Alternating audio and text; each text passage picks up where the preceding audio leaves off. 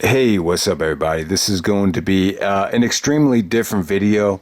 I'm sure everyone here can relate to a lot of the shows you grew up watching as a kid. Maybe there's that one movie, or in this case, there's that one television show that just takes you back to being a kid again, where the show felt so good and so real that you actually felt like you knew the characters.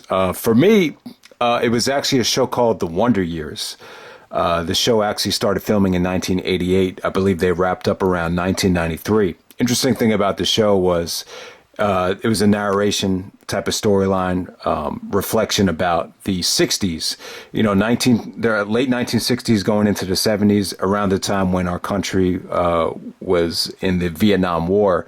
That was a very turbulent time. A lot of people look back at that time, very rebellious, kind of like a lot of hippies. You saw Once Upon a Time in Hollywood with Quentin Tarantino, kind of that time frame.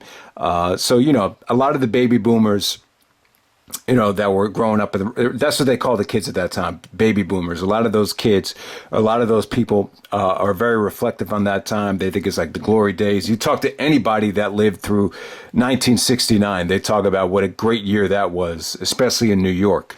So definitely, you know, that was an incredible time. And this show, The Wonder Years, it's, you know, they have a narrator who kind of reflects on that time. So Kevin Arnold is the main character. He's actually played by Fred Savage. Daniel Stern is actually the narrator. If you guys remember Daniel Stern, he was one of the burglars from Home Alone. I would say that Wonder Years is really inspired. It inspired a lot of stuff. Home Alone in particular. Same thing with Beavis and Butthead. I feel like it inspired that as well. You know, you have Kevin's older brother Wayne calling him Butthead throughout the whole thing. So I think that the show is definitely inspirational to a lot of stuff that came out in the 90s. But let me give you some background. So like I said, it's a narration type of thing, reflective on the you know, late 60s going into the 70s. Fred Savage plays Kevin Arnold. Danica McKellar plays Winnie Cooper. Winnie Cooper is like Kevin's main love interest. She's a very, you know, good-looking girl that lives, you know, across the street from Kevin. Also, Paul is actually Kevin's best friend. He's kind of a nerdy, dorky, but smart friend. Josh Saviano actually plays Paul. Wayne is actually Kevin's older brother. He's kind of like a bully. He's always teasing him. He's always calling him Butthead. He's actually played by Jason Hervey. For some of you guys that don't know, Jason Hervey and Eric Bischoff actually went in have their own production company. It's called, I think it's called like Bischoff Harvey Enterprises, something like that. There's actually an older sister. She's kind of like a hippie, very rebellious. Her name is Karen. She's a pretty good looking girl. Hot blonde, I would say. Very good looking, actually. Also, the parents are great actors. Parents' names are Kevin's mother's name is Norma. The father's name is Jack, and they're played by Allie Mills and Dan Lauria. Dan Lauria is a great actor. He might have been the best actor on this show. He actually directed some of the episodes as well. So that's the Wonder Years right there. There's a list actually on BuzzFeed, top 20 Wonder Years episodes. So like I said, guys, I know this video is not for everybody. You know, you know, however you feel about this video, that's fine. The show is very important to me. It kind of takes me back to, you know, I think I'm still drawn to the show. And I think a lot of people do this. You go back and you watch shows that made you feel good when you were a kid or growing up that made you feel good. I think I'm still drawn to the show because I see, you know, the family life that they had, you know, the connection that Kevin had with Winnie. You know, I don't know what it is about the show, but the show, it's still one of those shows that I always go back to. I feel like a lot of these episodes, they teach you a lot of lessons. You could definitely learn something from, I think, each and every episode. So this is a top 20 episodes list that was put together by BuzzFeed. This isn't my list. This is BuzzFeed's list.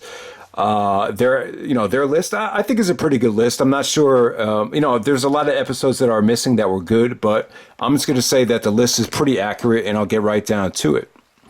The first episode is called How I'm Spending My Summer Vacation. Pretty early on in the show. The thing you notice about this show is the disconnect between Kevin and his girlfriend Winnie. The summer's almost over. You got everyone signing yearbooks. So Kevin writes this long letter to Winnie in the yearbook, and he actually tells her that he loves her. But Winnie, she just says to Kevin, "Have a neat summer," which is the exact same thing some generic girl wrote in Kevin's yearbook as well. So Kevin kind of felt underwhelmed, and he kind of felt embarrassed about it. And then they have like a graduation party later on.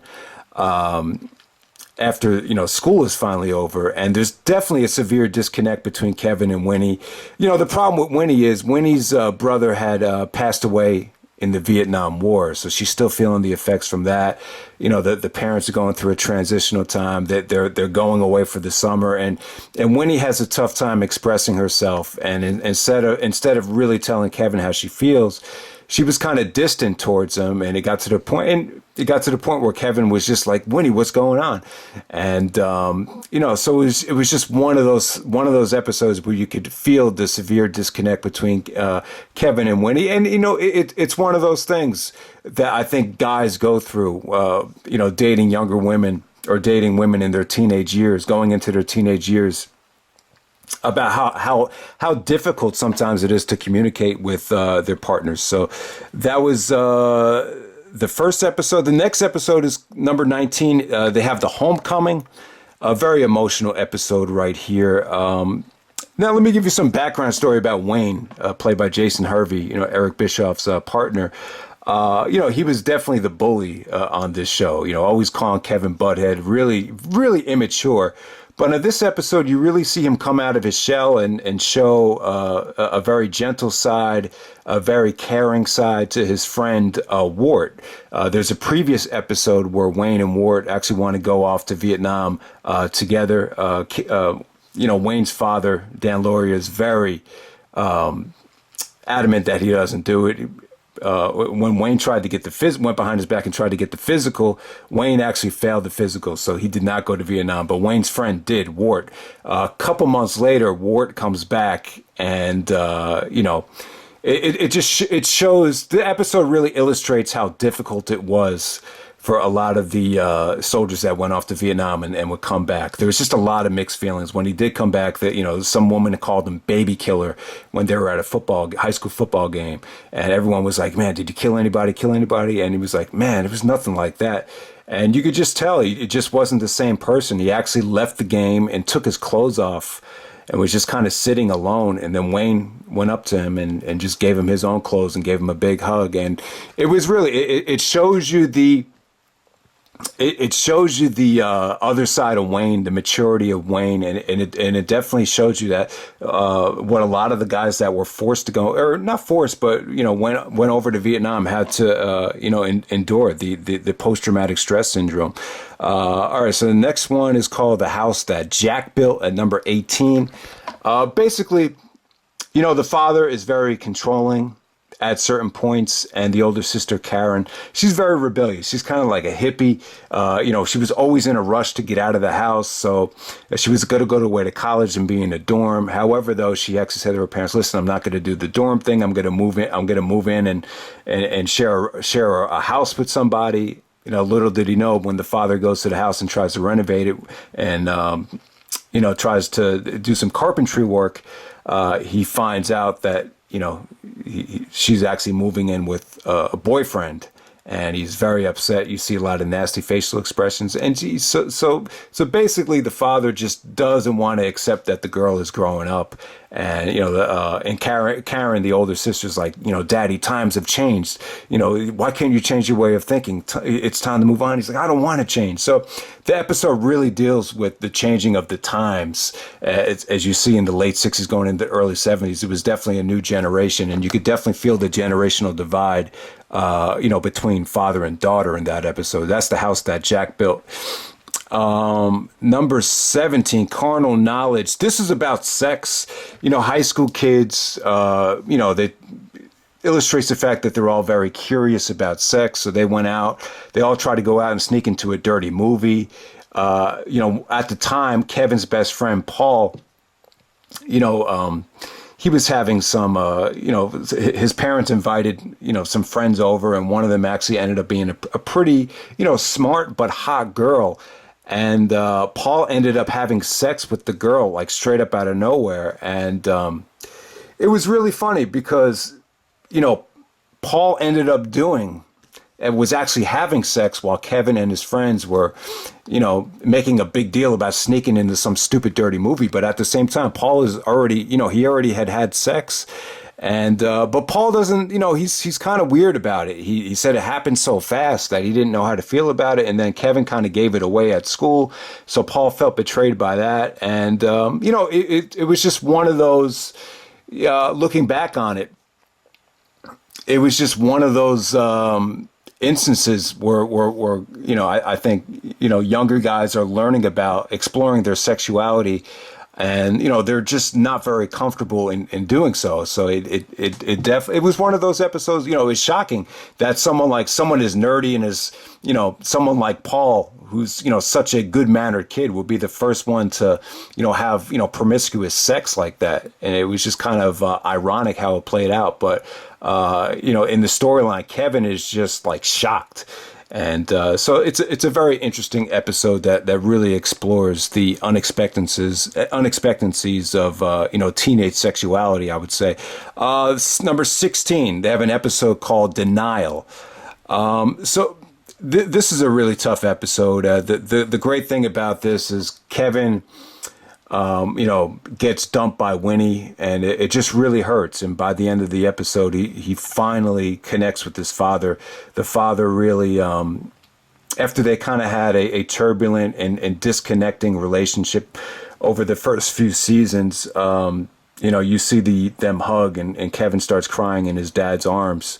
And it's just, it was just one of those episodes where Kevin just did not want to accept that Winnie had, went to a different school and she just, fell in love with somebody else. What you got from this episode was anytime, a lot of times these long distance relationships, they just don't work. You meet new friends, you meet new people. You're not as connected as you used to be. And in situations like that, you're going to lose the person you love. And that's exactly what happened with Winnie. But, this episode, it plays more into Kevin just being in denial. He just didn't want to accept it. But by the end of the episode, he hugs his father, sees how hurt he is, and gives him a hug, and he finally accepts it. It's a really, really touching episode. Number 15, they have The Wedding. So it's another one of these episodes where the father just does not want to accept the growth of his older daughter. So they actually get married here. The boyfriend, or the husband in this case, is actually played by the guy that was actually in Friends. In this episode, his name is Michael. And, at this point, Jack, Karen's father, was cool with them getting married, cool with them, finally moving in with each other. But the problem was on the cake, one of the friends put, what did it say? Good luck in Alaska. Something about Alaska, or moving on to Alaska. And so when the mother sees the cake, she's like, "Oh, Karen, what's that?" And then the father looks at it, and he knows exactly what it is. So he just doesn't want to see, and it's one of those things that I'm going through right now with my brother, and my parents. My brother lives really, really far. He lives out in California now, and my mother just doesn't want to accept the fact that he's moved on with his life and wants to go, wants to stay out in California and not move somewhere closer where we can have,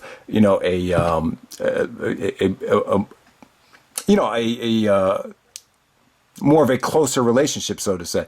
So, they're just really scared about how disconnected they're going to be once Karen goes out to Alaska. It's like being out in the middle of nowhere, or being so far away, might as well be on another planet. So it is what it is. The moral to the story is, I just think in some cases, you just got to let the couple, or in this case, the daughter, be themselves. And, her husband actually, couldn't find a job anywhere but Alaska, and that's where they wanted to go. All right, the very next episode is called Night Out. And it deals with Winnie and Kevin. they were actually invited to like this makeout party, and they were actually selected to try to, like, the guy wanted them to make out in front of all these people, and when it came down to do it, Winnie just didn't feel it, so she walked out on Kevin, and then Kevin kind of got embarrassed. And I just think that the moral to the episode is, love can't be like fabricated, or it can't be fake. It's got to be real. And Winnie just didn't want to give in to peer pressure, and all the eyeballs on them. It just didn't feel natural to her. And eventually, by the end of the episode, they meet by a bridge outside, and they were actually reflecting on what happened, and then they kiss for real. So I think a lot of the episode has to do with peer pressure, and a lot of it has to do with I think the moral to the story was that love has to be real. It can't be, can't be done just to please other people. And so I thought that was another really touching episode. The next one is Don't You Know Anything About Women? All right, so the next episode is called Do You Know Anything About Women? Let me see, what number is this? This is episode 13, and this was a really interesting episode. Kevin has a crush on this blonde girl named Susan Fisher. He's naturally drawn to her, but while they're in this chemistry class, there's another girl that's just really, really smart, really, really kind of like a tomboyish type of girl, kind of always giving Kevin advice. She really likes Kevin, but Kevin has his eye on this other girl, Kevin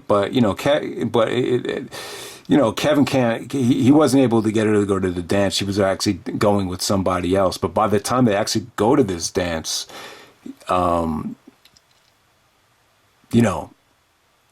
the girl actually looks like beautiful, like Kevin. I think Kevin actually realizes, man, I am going with the right girl.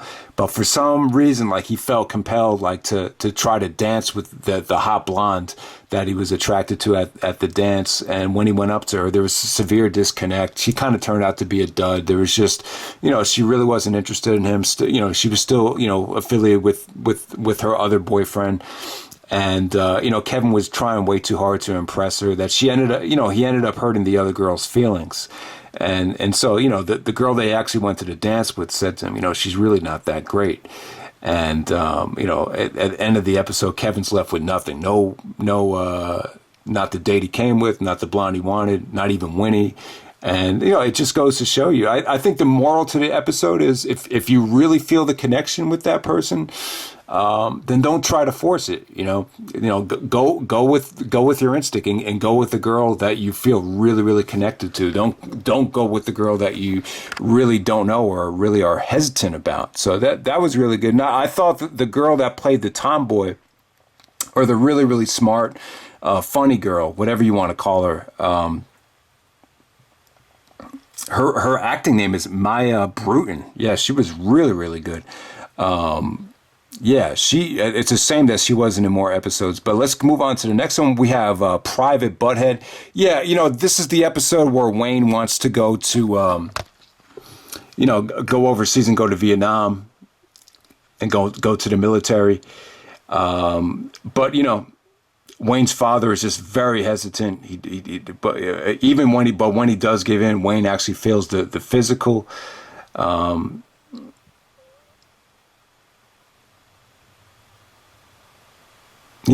Wayne's father just says to him, "Man, I just wanted so much more for you." So Wayne's friend goes to Vietnam. Wayne stays home. But once again, like, it's a great episode because you finally see the other side of Wayne coming out here. You see he really wanted to do something productive with his life. He didn't want to spend the rest of his life working with his dad at Norcom. But at the same time, his dad didn't want him going over to Vietnam, and ultimately he doesn't go. But this is the one episode where you finally see Wayne and his father embrace. So that was a great episode. Next one, we have Bright Wing. This really shows the hippie side of Karen, Kevin's older sister. The episode deals with them, ditching school, just ditching school and going to play guitar and do whatever, hippie type of things. Basically, the episode deals with, at the time in the late 60s, early 70s, everyone wanted to find themselves. So, Karen, Kevin's older sister, was just using Kevin, to drop him off, to take these notes and put him in lockers so they could get friends to come meet up with them. So, but, by the end of the scene, Kevin, realizes that this is becoming a problem. The parents find out, and she said, you got to stop ditching school. So that's one of those things. It never felt good. I used to ditch school a lot during certain times, and it just never felt good. You always felt like guilty about it, and I just think nothing good could come from it. But it's about finding your own place in the world. Karen, I think she felt a lot of pressure. She was getting older. She was 18. Was about to graduate, and I think sometimes that's how a lot of teenage girls and teenagers just in general, deal with pressure. Next up, we have Summer and Independence Day. These are actually the final two episodes. It's a really unique episode. It has its ups and downs. Basically, Kevin and Winnie are together, but Kevin tells Winnie, for the summer we need to try to find ourselves, and then Winnie goes ahead and gets a job as a lifeguard at a resort, a long ways away. It seems like it's about maybe a couple hours away. So they're pretty much separated, and Kevin's working with his dad at like a furniture job. So yeah, Kevin gets into a rough discussion with his father, quits his job, and then goes out to see Winnie. However, though, when Kevin goes to see Winnie, it's the same thing. It's that disconnect all over again, where Winnie has made new friends. She's got other guys that are interested in her, so she ends up kissing one of the lifeguards behind Kevin's back. And when Kevin does come up there, she's totally like baffled that he's there, and totally is unexpected, and she doesn't. She really doesn't welcome him like Kevin thought he would, and so Kevin ends up losing all his money, and he tries to hitchhike his way home. Winnie ends up getting fired. This is really cool. They actually ended up in the same car when they were hitchhiking, trying to get their way home, and then they were arguing so much that the couple that picked them up actually just kicks him out of the car. And, they keep arguing on the side of the road. Then it starts raining. And then they finally start talking to each other. You never saw Kevin and Winnie, talk with that kind of hatred to each other. But as soon as the rain starts, they start to finally, settle down, and they start to appreciate each other. And what you got from this episode was just the pressures of what to do next after high school. You could just tell it was getting to both of them, and it almost led to them, splitting up for good. But yeah, that's a great scene. I love that scene when it's raining out and they find a place to hide, and Kevin says to Winnie, I thought we always, somehow, some way, I thought we always end up being together. That's definitely this was definitely a great episode, and I just think it really illustrates all that can really get in the way of a relationship. Sometimes time apart, it's not always the best thing. You say, Kevin was very regretful. He said he wanted to find himself, but he didn't mean like this, where Winnie would be, meeting new friends and hooking up with other guys. So, and that's one of the things, Winnie was kind of, she cheated on Kevin a lot. She broke Kevin's heart a lot of different times, but yeah, man. So that was definitely a great episode. The next, here we go, another episode called Heartbreak. This is the episode where, Winnie is actually forced to go to a different high school. She meets a different guy. She says to Kevin, I never thought this would happen to me, but I met somebody. And then Kevin was just totally shocked, and, he would never be the same again. Daddy's Little Girl episode. This is at number 8. Karen, let me see. It's just it was just another one of those episodes where Karen has a lot of friends. She doesn't want to be home. They wanted her to celebrate her last birthday at home, but she didn't want to even stay for the presents or stay for the birthday cake. Yeah, man. I mean, it's tough though. But Karen's father was, got, gave her a real gift that was that he had with him when by the time he was in war. It's some kind of quilt that's what he gave her. But by the end of the episode, everything is cool and everything is all right. But it shows you the tough times sometimes a father can have, dealing with a teenage girl that just wants to move on and is in a rush to move out of the house. But here's a quote from the movie. This is the deepest quote. Some things are deeper than time and distance, and your father will always be your father, and he will always leave a light on for you. So no matter what, the father will always leave a light on for you. Next episode is called Goodbye. Underrated episode. Really, really good stuff. This is about a math teacher, Mr. Collins. Basically, Kevin is really not that good at math. The teacher actually gives Paul, his best friend, a compliment. Good job, Paul. But Kevin, he was seeking validation from Mr. Collins. So he asked him, he said, listen, can you help me? And Collins was willing to help him. But right before the midterm exam, Collins actually got sick. So he said to Kevin, I can't help you. You're going to have to study on this test for your own. On your own. And when it came time to take the midterm, Kevin was, he felt betrayed. So he didn't even take the test. He just kind of wrote things like, who cares, or up yours, or factor this. And the funny thing is, Mr. Collins actually dies that weekend. And instead of giving Kevin an F, he just threw it away and misplaced it. So the principal lets Kevin take it again. But, when Kevin finds out that Mr. Collins passed away, he's really heartbroken. He's like shocked. But the principal actually lets Kevin retake the test by himself in a room with nobody else, just him and the principal. And Kevin, like, he could feel the teacher's presence after all the times he helped him, just with him that day. And Kevin actually says to the principal, you don't have to grade this test because it's an A. This was a great episode. It really shows you the connection you could actually have with the teacher. And it kind of had me reminiscing, like, what kind of teachers did I feel that connection with? And there really wasn't that many.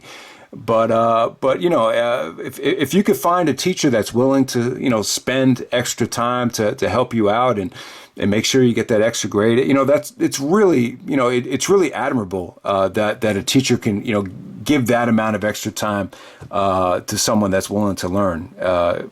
It really is. But I just don't think there was that many great teachers out there for me.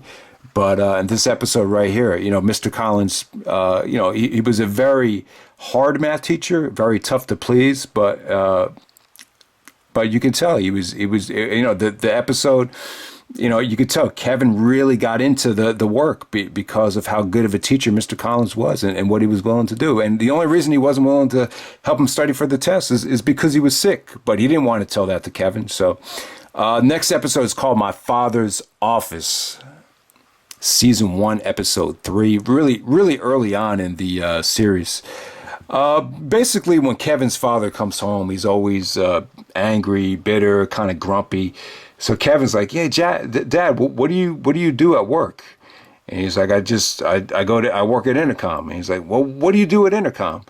And he's like, "All right." And then finally he gives in. He's like, "You want to see what I do at work? I'll take you to work." And then when he takes him to his office, Kevin's exposed to how stressful it is, to deal with, the shipping distribution company. And by the end of the episode, Jack's, or, Kevin's father's supervisor really yells at him, really just gives it to him. And it hits Kevin so hard that he kind of comes home with the same demeanor and the same, stress level that the father endured. And it showed, it shows you that sometimes, kids are kind of blind to how much stress their parents could endure at work. But in this episode right here, it's a rare case where the children, or the son, was actually was able to see firsthand how stressful the job can be. Next episode is called Square Dance. Excellent episode. A really, really good episode. Maybe the best right here. All right. So in the gym class, Kevin is forced to pick a partner. He ends up getting a girl named, well, let me see if they have the girl's name here. The girl's name is Margaret Farquhar. She's kind of really nerdy. She's into like bats and animals. She asks a lot of stupid questions. She's got her hair. She has her hair like in pigtails or whatever. She's really, everyone finds her like unattractive. But the episode deals with peer pressure. It's not that Kevin doesn't like the girl. He just doesn't. He's just embarrassed because everyone else doesn't like her, and he doesn't want to be. Everyone's saying that they're going steady, and Kevin just doesn't want to be.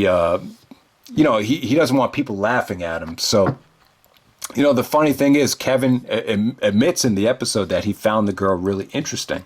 And, the episode's got a really, really good moral theme here. The theme of the episode is, you don't really remember the friends that you constantly try to impress, but you do remember the people that acted like themselves and even though they were different, they didn't change and they just were themselves.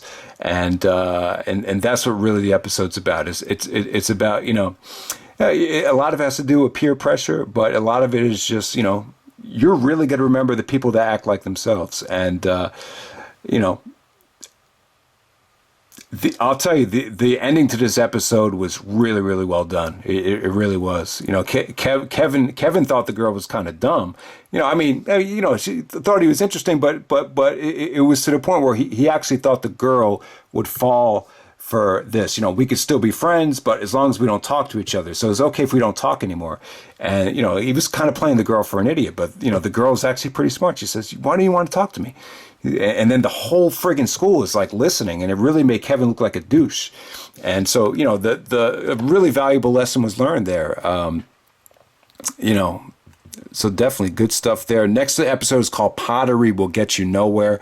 This is about Kevin's mother, who's a really good actor, Allie Mills. And she's kind of like a housewife. She's always cooking, making mashed potatoes. Really, really nice woman. Just really making everyone feel at home. She really plays a great parent, great mother. But there's an episode where she actually takes a pottery class and starts making cups and pots for the family. However, though, her husband is just not that impressed by it. Really doesn't have much to say, kind of acts grumpier than usual about it. So that's why the episode's called Pottery Will Get You Nowhere. It's very emotional. And it just kind of shows you how tough women had it back then. They women basically had a role. And, anytime they stepped out of their zone or wanted, validation to something else, it was very tough to get that credit. But by the end of the episode, there's a lot of tension between, Kevin's parents, but by the end of the episode, they both make up and everything is fine. Next episode is I think it's the pilot at number 3. Yeah, the pilot's cool. It kind of gives you a character background on everybody.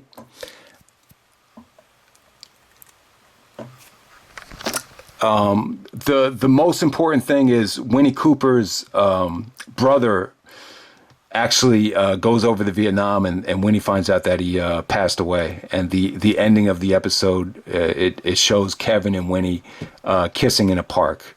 And it's the first kiss, and it's just it really set the tone for the rest of the show. So that's why it's such an important episode. Number 2 is actually called Faith.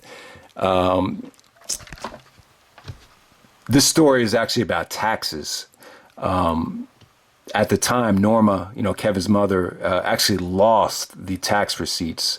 And so she's just really, really nervous that her husband, Jack, is going to get angry about her with the tax receipts because, if you don't pay your taxes, you go to jail. That's one of the things Kevin asks his dad. He's like, hey, Dad, what happens if you don't pay your taxes? Like, oh, you go to jail.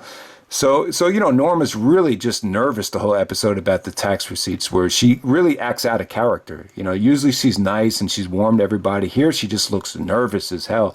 It gets to the point where she actually has to pray, and the episode actually coincides with Apollo 13 and the astronauts possibly not making it back from trying to travel to the moon, I believe. So yes. The episode really, it really shows a different level of character with the mother here, where she's really, really, you could just see the fear in her eyes when she's dealing with it, because the father is really, he's really grumpy, really angry that he has to pay his taxes, and God forbid they don't end up paying the taxes. Who knows what might happen? But by the end of the episode, the episode really it tries to drive home the point that money is not as important as family. I get that, but still, the whole thing really. She really became a nervous wreck because of it, so you could definitely understand it. And then number one is called The Accident. Really, really good episode here. I think anytime someone gets into an accident, you could tell how much you love them by how you react. I mean, what could be worse than seeing your girlfriend end up in an accident? The storyline here is that Winnie, she was still going to a different school, and she was having a tough time fitting in. She wanted to forget about her brother dying, wanted to forget about the relationship with Kevin, wanted to forget about she broke up with her boyfriend. So it's funny, like she started like hanging out with older guys, actually juniors that were in high school. So Kevin's like, well, does your mother know you're hanging out with 11th graders? But Kevin acts, Winnie's acting kind of weird this whole episode. She's going up to Kevin and telling him that she seems kind of lost and doesn't. But then when she's with these upperclassmen, she's like putting on an act like everything is okay. And it's kind of one of those things where like I think a lot of younger women, they try to escape a lot of the negative times or bad times through just kind of whatever it may be. Maybe that's one of the reasons why a lot of younger girls want to date upperclassmen so they could, fit in. I think it's about, the moral to the story is about fitting in. Winnie felt like she didn't fit in, and then ultimately ends up hanging out with these upperclassmen, gets into the car, they end up getting into an accident. Winnie breaks her leg, and Kevin's like, you should see, one of the best scenes was when Paul actually came up to Kevin in school and says, and says, did you hear what happened when he was in an accident? And the look on Kevin's face, probably the best facial expression in the whole series. Great acting on Fred Savage's part. It really looked like, man, he really sold it very, very well. And you could just see the emotion. And then he went to Winnie's house, and the parents wouldn't let them talk at the time, Winnie had just been in an accident. But there's a scene where Kevin looks into her window and they both say "I love you" to each other, and it's a great episode. It's really one of those episodes that it shows you how much Winnie really meant to Kevin right there. So definitely. So that's the Wonder Years. That's the top 20 episodes. I thought the show is still probably my favorite show. Just wanted to share these valuable stories and lessons with everybody. I'm sure some of you guys might not like this, but who knows? So that's pretty much it, guys. And I'm out. All right.